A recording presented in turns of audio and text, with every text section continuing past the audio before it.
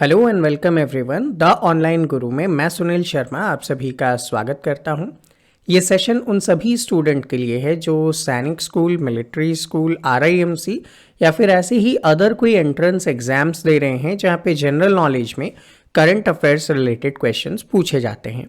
तो आज के सेशन में 16 से लेकर 31 ऑफ जनवरी 2024 तक के कुछ इंपॉर्टेंट करंट अफेयर्स को कवर करने वाले हैं और ऐसे ही रेगुलर सेशंस मैं आप लोगों के लिए लेकर आता हूं।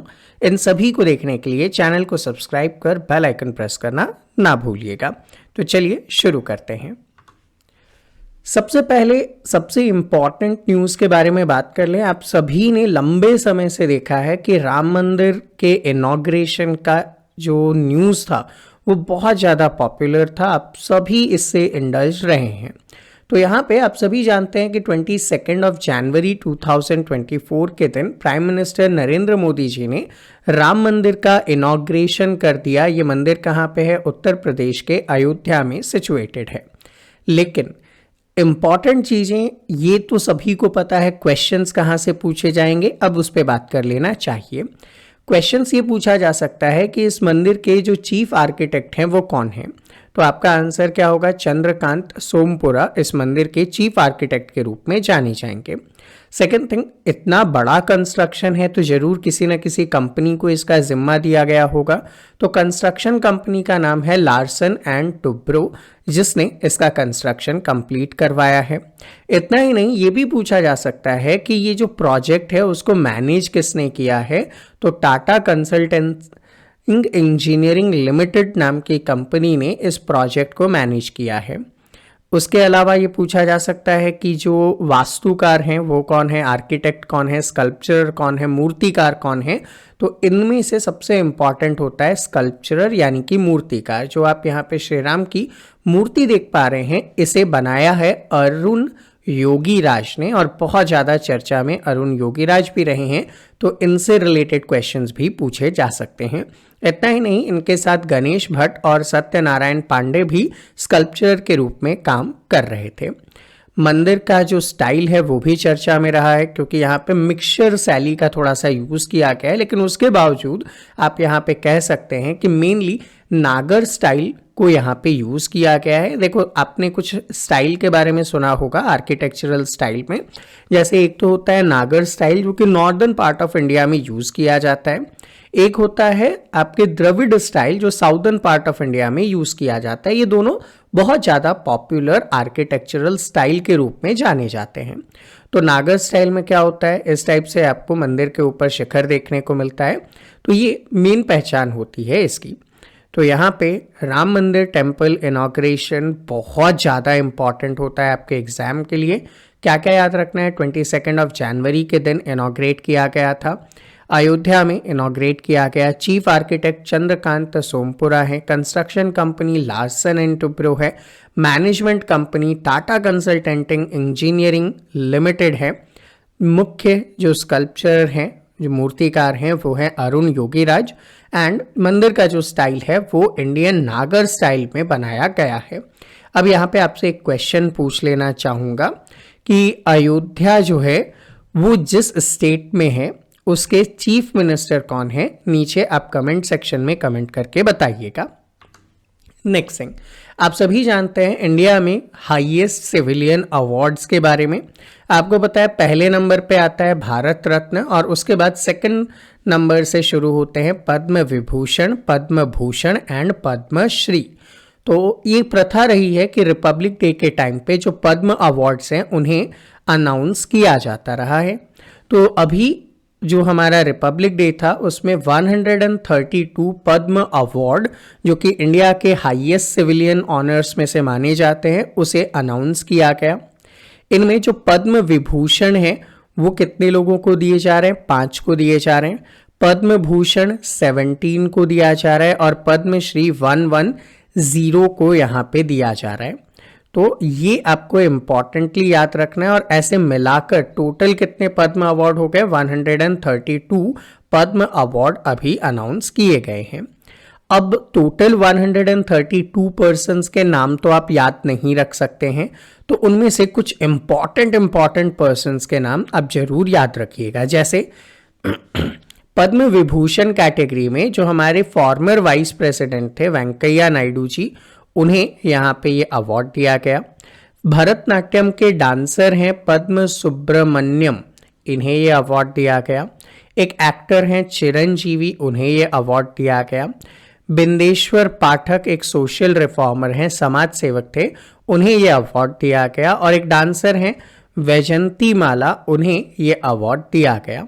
तो बेसिकली ये 5 लोगों के नाम तो एटलीस्ट आप याद रखिएगा, क्योंकि ये इजीली पूछे जा सकते हैं। तो पद्म विभूषण जो है वो 5 लोगों को दिए गए, वेंकैया नायडू, पद्म सुब्रमण्यम, चिरंजीवी, बिंदेश्वर पाठक एंड वैजंती माला को ये अवार्ड दिए गए।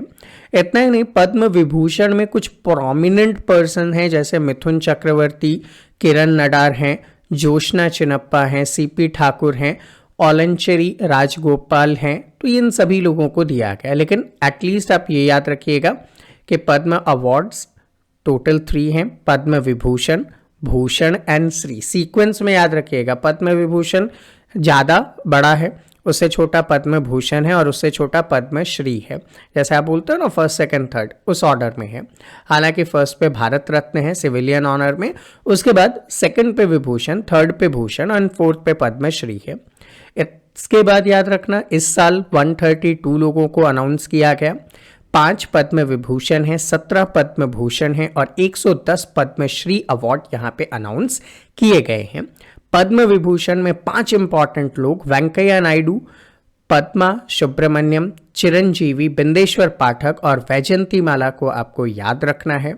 एंड इसी के साथ एक क्वेश्चन आपसे पूछना चाहूंगा कि अभी के वाइस प्रेसिडेंट ऑफ इंडिया कौन है, नीचे कमेंट कीजिएगा। और जब आप कमेंट कर रहे होते हैं तो वाइस प्रेसिडेंट डैश लगा के फिर नाम लिखिएगा, ठीक है। डायरेक्टली आप अगर नाम लिखते हैं तो हो सकता है कि आप इस वीडियो को अगर कभी बाद में देख रहे हो तो मैं रिलेट नहीं कर पाऊँ कि मैंने आपसे क्या पूछा था। तो जस्ट लिखिएगा और फिर अपना आंसर देंगे तो थोड़ा सा बेटर हो जाएगा। नेक्स्ट थिंग, जैसा कि आप सभी जानते हैं कि रिपब्लिक डे 26 ऑफ जनवरी के दिन हम लोगों ने सेलिब्रेट किया। रिपब्लिक डे हम लोग इसलिए सेलिब्रेट करते हैं क्योंकि इसी दिन हमारा जो इंडियन कॉन्स्टिट्यूशन है वो फुली इम्प्लीकेबल बना दिया गया था। तो फुली इम्प्लीकेबल हमारा कॉन्स्टिट्यूशन बनाया गया, इस वजह से हम लोग क्या करते हैं, रिपब्लिक डे को सेलिब्रेट करते हैं। ये जो था 2024 का, ये 75th रिपब्लिक डे के रूप में हमने सेलिब्रेट किया। प्रीवियस टाइम कई बार आपके एग्जाम में पूछा गया है कि चीफ गेस्ट कौन थे, तो याद रखिएगा इस बार के जो चीफ गेस्ट है वो फ्रांस के प्रेसिडेंट इमैनुअल मैक्रोन यहाँ पे चीफ गेस्ट के रूप में आए थे। क्या याद रखना है, 75th रिपब्लिक डे 2024 के जो चीफ गेस्ट है वो कौन थे, फ्रांस के प्रेसिडेंट इमैनुअल मैक्रोन यहाँ पे चीफ गेस्ट के रूप में आए थे। नेक्स्ट थिंग, अभी थोड़ी देर पहले हम लोगों ने बात किया था हाईएस्ट अवार्ड में, तो भारत रत्न जो है, भारत रत्न ये इंडिया का हाईएस्ट सिविलियन अवार्ड है। अभी हाल ही में हमने चर्चा किया। इनमें अब आपको क्या याद रखना है, भारत रत्न 2 लोगों को अनाउंस किए गए हैं। ये 2 लोग कौन हैं, एक है कर्पूरी ठाकुर, इन्हें मृत्यु के उपरांत दिया गया है। बिहार के फॉर्मर चीफ मिनिस्टर के रूप में ये काम कर चुके हैं और रिजर्वेशन को इंक्रीज करने में इनका बहुत ज्यादा योगदान रहा था। तो एक पर्सन तो हो गए कर्पूरी ठाकुर, बिहार से रिलेटेड है, और सेकंड पर्सन है लाल कृष्ण आडवाणी जी, जो बीजेपी से रिलेटेड है, पॉलिटिशियन है, फॉर्मर डेप्यूटी प्राइम मिनिस्टर भी रह चुके हैं। इन्हें भारत रत्न अनाउंस किया गया। तो 2 इंपॉर्टेंट पर्सन जिन्हें इंडिया का highest civilian honour Bharat Ratna announce किया गया है वो है कर्पूरी ठाकुर, इनको मृत्यु के उपरांत मरने के बाद पॉस्टमस दिया गया, बिहार के सीएम रह चुके हैं। और सेकंड पर्सन है लाल कृष्ण आडवाणी, जो कि एक politician and farmer deputy prime minister रह चुके हैं, उन्हें ये अवार्ड जो है अनाउंस किया गया। तो ये छोटी मोटी चीजें आप लोग आसानी से याद कर लेंगे। नेक्स्ट थिंग, आप सभी ने खेलो इंडिया गेम्स के बारे में तो सुना ही है। तो खेलो इंडिया विंटर गेम्स, खेलो इंडिया का विंटर गेम्स एडिशन 2024 जो कि रिसेंटली फेब में होने वाला है, इसके लिए मैस्कॉट और लोगो को इनॉग्रेट किया गया है। अब यहाँ पे अगर मैस्कॉट की बात की जाए तो एक लेपर्ड है, स्नो लेपर्ड, जिनका नाम रखा गया है शान ए शी। यहाँ पे आप जो इमेजेस देख पा रहे हैं ये शान ए शी से रिलेटेड हैं, जिसको शॉर्ट में शान भी कहा जा सकता है। इसे खेलो इंडिया विंटर गेम्स को प्रमोट करने के लिए एज अ मैस्कॉट चुना गया और खेलो इंडिया विंटर गेम्स का जो लोगो है जिसमें इंडियन ट्राई कलर है और लद्दाख का जो सिंबल है उसे यूज किया गया है। तो इम्पॉर्टेंटली आपको क्या याद रखना है, खेलो इंडिया का जो विंटर गेम्स होगा उसका मैस्कॉट क्या है, शान ए शी है। कहां ऑर्गेनाइज किया जाएगा, तो जम्मू एंड कश्मीर एंड लद्दाख में इसे ऑर्गेनाइज किया जाएगा। नेक्स्ट, आगे के इंपॉर्टेंट टॉपिक्स पे बढ़ें उससे पहले आप सभी को इन्फॉर्म करना चाहूंगा, हमारी तरफ से RIMC, RMS, सैनिक school, Navodaya Vidyalaya, Gurukul, okay group जैसे अदर वेरियस एंट्रेंस एग्जाम्स के लिए ऑनलाइन क्लासेस अवेलेबल है। अगर आप हमारे साथ जुड़कर रेगुलर लाइव सेशंस के थ्रू प्रिपेयर करना चाहते हैं तो 7737653468 पर आप मुझसे कांटेक्ट कर सकते हैं। और अगर अभी तक आपने इस वीडियो को लाइक नहीं किया है तो डेफिनेटली लाइक कीजिएगा, जिससे हमें मोटिवेशन मिले ताकि हम रेगुलर बेसिस पे आपके लिए ऐसे इंपॉर्टेंट कंटेंट ला सकें। तो चलिए आगे बढ़ते हैं। नेक्स्ट इंपॉर्टेंट न्यूज आता है मराठा मिलिट्री लैंडस्केप से रिलेटेड। आप सभी जानते हैं कि रिसेंटली हम लोग जो मिलिट्री है उनमें मराठा रिलेटेड चीज़ों को यूज़ करते आ रहे हैं। रीज़न क्योंकि इंडिया में मिलिट्री जो है और स्पेशली नेवी रिलेटेड एडजस्टमेंट जो है वो मराठा टाइम पे किया गया था। तो गवर्नमेंट की तरफ से जो मराठा मिलिट्री लैंडस्केप है उसे यूनेस्को का वर्ल्ड हेरिटेज लिस्ट में शामिल करने के लिए प्रपोज किया गया है। अब अगर बात करें मराठा मतलब शिवाजी महाराज से रिलेटेड, तो महाराष्ट्र में टोटल 390 फोर्ट है, उनमें से 12 ऐसे फोर्ट जो शिवाजी महाराज से रिलेटेड हैं उन्हें नॉमिनेट किया गया है इस मराठा मिलिट्री लैंडस्केप में, ताकि उसको यूनेस्को के वर्ल्ड हेरिटेज साइट का दर्जा मिल सके और हम लोग पूरे वर्ल्ड को दिखा सके कि देखो हमारी मिलिट्री पहले से कितनी ऑर्गेनाइज्ड और कितनी फंक्शनल थी। तो यहाँ पे इन 12 फोर्ट्स में से कुछ इंपॉर्टेंट फोर्ट्स के नाम आपको बता देना चाहूंगा। शिवनेरी फोर्ट है, रायगढ़ फोर्ट है, पन्हाला फोर्ट है एंड सिंधुदुर्ग फोर्ट है जो बहुत ज़्यादा फेमस है। अभी अगर वर्तमान में बात करें तो इंडिया में total 42 world heritage site UNESCO की वर्ल्ड हेरिटेज साइट में शामिल है। तो ये आपके लिए इंपॉर्टेंट हो जाएगा। हालांकि अभी अनाउंस नहीं किया गया है, प्रपोज किया गया है। जैसे ही अनाउंस किया जाएगा रेगुलर अपडेट्स हम आपको अवेलेबल करवाते हैं।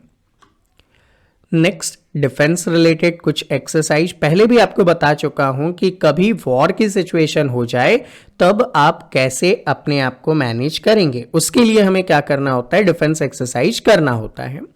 तो रिसेंटली इंडिया और सऊदी अरेबिया ने मिलकर एक मिलिट्री एक्सरसाइज किया जिसका नाम था एक्सरसाइज सदा तनशीक। एक्सरसाइज सदा तनशीक 2024 कहां ऑर्गेनाइज किया गया, तो राजस्थान में इसे ऑर्गेनाइज किया गया। ऐसे ही सेकंड एक्सरसाइज है और ये 11th एडिशन है, मतलब 11वीं बार किया गया है इंडिया और किर्गिस्तान के बीच में। इसका नाम है खंजर। कहां पे ऑर्गेनाइज किया गया, हिमाचल प्रदेश में ऑर्गेनाइज किया गया है। तो दो मिलिट्री ऑर्गेनाइजेशंस के जो एक्सरसाइज हैं वो आपके सामने आए। पहला तो सदा तनशीक इंडिया और सऊदी अरेबिया के बीच में, दूसरा इंडिया और किर्गिस्तान के बीच में खंजर। ऐसे ही मोस्ट इंपॉर्टेंट न्यूज की तरफ अगर हम लोग चलें तो जनता दल यूनाइटेड JDU के जो प्रेसिडेंट हैं कौन, नीतीश कुमार जी, जिनका आप यहां पे इमेज देख पा रहे हैं, ये बिहार के नए चीफ मिनिस्टर बन चुके हैं। नीतीश कुमार जी 9th टाइम 9वीं बार बिहार के CM बने हैं और ये अपने आप में बहुत बड़ा रिकॉर्ड होता है कि एक स्टेट के इतने ज्यादा बार आप क्या बने हैं, वहां पे चीफ मिनिस्टर बने हैं। तो याद रखिएगा नीतीश कुमार बिहार के प्रेजेंट चीफ मिनिस्टर बन गए हैं। नेक्स्ट न्यूज डिफेंस से रिलेटेड, इंडियन एयरफोर्स ने ये अनाउंस किया है कि वो अपकमिंग टाइम में बहुत सारे एक्सरसाइज करने वाले हैं। स्पेशली 3 एक्सरसाइज को इन्होंने नोटिफाई किया। पहला एक्सरसाइज है वायु शक्ति, फरवरी में होगा, कहां पे, जैसलमेर में। दूसरा एक्सरसाइज होगा एक्सरसाइज गगन शक्ति, जो कि अप्रैल में होगा, और यहाँ पे इंडियन ओशन, लद्दाख, भुज, अरुणाचल प्रदेश, पूरे रीजन को ये लोग टारगेट करेंगे। एंड थर्ड एक्सरसाइज होगा तरंग शक्ति 2024। तरंग शक्ति 2024 इंडिया की तरफ से मल्टीनेशनल एक्सरसाइज होगा, जहां पे इंडिया बाकी नेशंस की एयरफोर्स को इनवाइट कर रही है कि आओ हमारे साथ मिलकर एक्सरसाइज करो। इनमें जर्मनी, फ्रांस, इटली, यूएस वगैरह होंगे। जोधपुर में किया जाएगा, अगस्त में इसे ऑर्गेनाइज किया जाएगा। तो 3 अपकमिंग एयरफोर्स के एक्सरसाइज हैं वायु शक्ति, जो फरवरी में जैसलमेर में होगा, गगन शक्ति जो कि अप्रैल में ऑल इंडिया के जो रीजन है फुल स्केल पे ऑर्गेनाइज किया जाएगा, और तरंग शक्ति जो कि हम लोग अपकमिंग अगस्त में करने वाले हैं। इसमें हम लोग बहुत सारी कंट्रीज का इनवाइट कर रहे हैं कि हमारे साथ मिलकर वो डिफेंस एक्सरसाइज करें। तो इन सभी डिफेंस एक्सरसाइज को आपको याद रखना है। सो स्टूडेंट, ये था हमारा आज का सेशन। आई होप आप सभी के लिए हेल्पफुल रहा हो।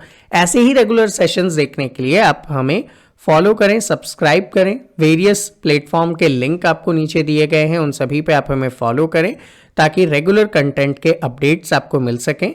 इस सेशन का जो पीडीएफ है वो आपको हमारे एप्लीकेशन पे अवेलेबल हो जाएगा। आप प्ले स्टोर से डाउनलोड कर सकते हैं, और फ्री मटेरियल में जाएं तो वहां पे करंट अफेयर्स के टैब में आपको ये अवेलेबल हो जाएगा।